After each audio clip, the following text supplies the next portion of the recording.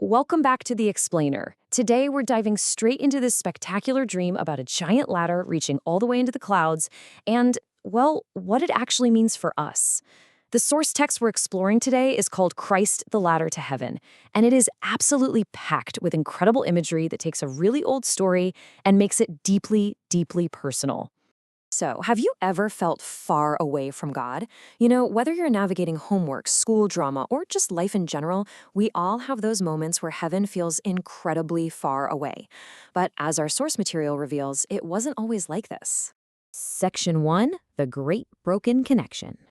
Okay, so before Adam's transgression, there was this perfect path connecting earth and heaven. The text tells us there was free communion.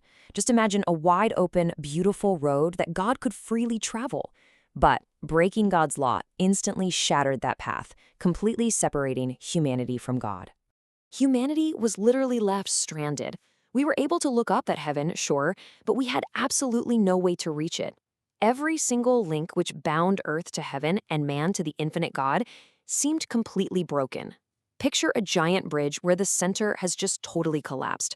You can see the other side, but you can't get there. That was exactly humanity's situation. Section 2, Jacob's Amazing Dream. Can you imagine being Jacob and seeing this massive ladder? Genesis chapter 28, verse 12 tells us that a ladder was set up on the earth, its top reaching all the way to heaven, with the angels of God ascending and descending on it.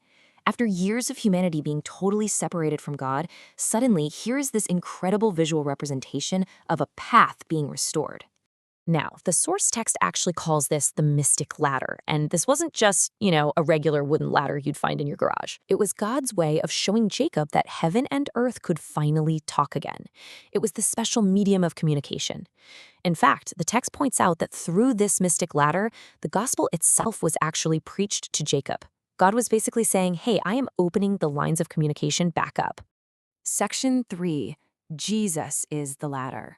All right, so here's where it gets really amazing. Jesus is the perfect channel to renew our lost communion and help us regain paradise. Look at these specific descriptions from the text. He is the Son of God, the sinless one, perfect in obedience. And crucially, he is man's substitute and surety. Think of a substitute as someone who steps in to do the incredibly hard work that you couldn't do yourself. Because Jesus was completely sinless and perfect, he could step in and be that bridge we couldn't build. Jesus himself tells us that he is the literal doorway, the safe path we absolutely need to take to be saved. The text quotes John chapter 10, verse 9 to reinforce this, saying, "By me, if any man enter in, he shall be saved." So Jesus is explicitly declaring that he is the way through which that lost paradise from the Garden of Eden may finally be regained. Section 4, Touching Heaven, Resting Here. Now, think about it. A ladder is totally useless if it doesn't touch both the ground and the top, right?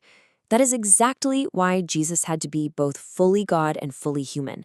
The top of the ladder penetrates heaven, representing Christ in his divine nature, reaching immensity and being one with the Father. But the base of the ladder rests firmly on the earth, representing Christ clothing his divinity with humanity. God clothed his divinity in humanity to place the base of the ladder right down here on earth with us. The text quotes Philippians chapter 2, verse 8, noting he was found in fashion as a man. Because if the ladder didn't rest on the earth, well, we couldn't climb it. And if it didn't reach heaven, it wouldn't take us anywhere. It had to be exactly both.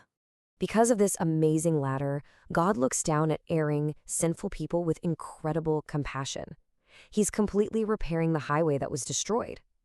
Just as God appeared in glory above the ladder looking down on Jacob, it's through Christ that the Father now beholds all of us.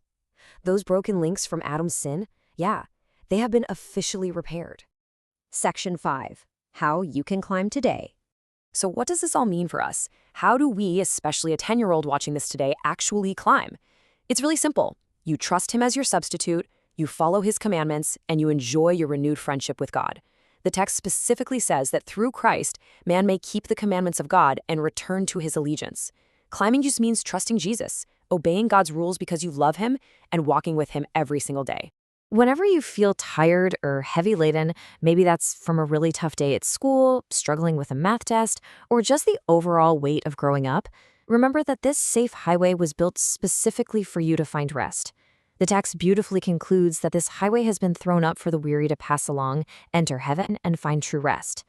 You don't have to build the bridge, guys. You just have to walk on it. I want to leave you with this final thought as we wrap up. The connection to heaven was broken, but Christ stepped in as the perfect ladder, touching heaven and resting right here on earth beside you. The path is completely open, the broken links are repaired, and God is looking down with compassion. So will you take a step onto the ladder today?